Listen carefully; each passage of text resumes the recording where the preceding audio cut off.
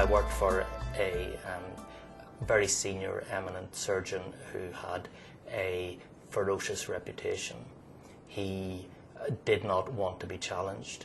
He insisted on being telephoned about every prescription that his patients were given, even the ones that I felt confident to prescribe, and then he would constantly find fault with the prescription. I ended up administering medication to a patient without recording the prescription, and the patient came to harm as a result of that, because the other doctors looking after the patient didn't know the medication had been given.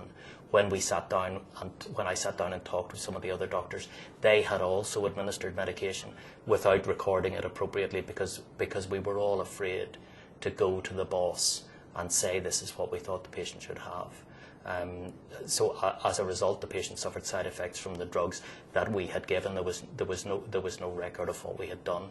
There were interactions between the drugs, and obviously I felt terrible about that. Thankfully, the patient recovered. I just accepted that this was the way it was, and I didn't know.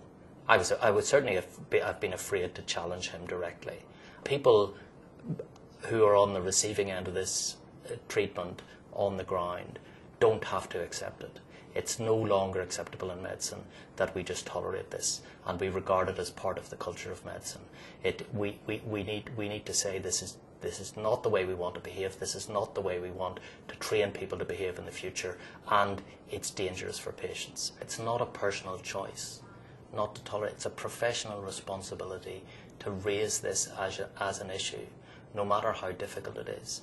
And that doesn't mean raising it directly with the perpetrator, but that means raising it with somebody who's in a supervisory role, a clinical supervisor, or somebody from the medical school, or somebody else. For too long we have tolerated people whose behaviour has been disruptive or unprofessional because they're technically good at their job. They're good surgeons, they can do the operation well, they're good physicians, they can prescribe well or they can diagnose well. You've got to do both. You have to be a good clinician and you have to be a good professional as well.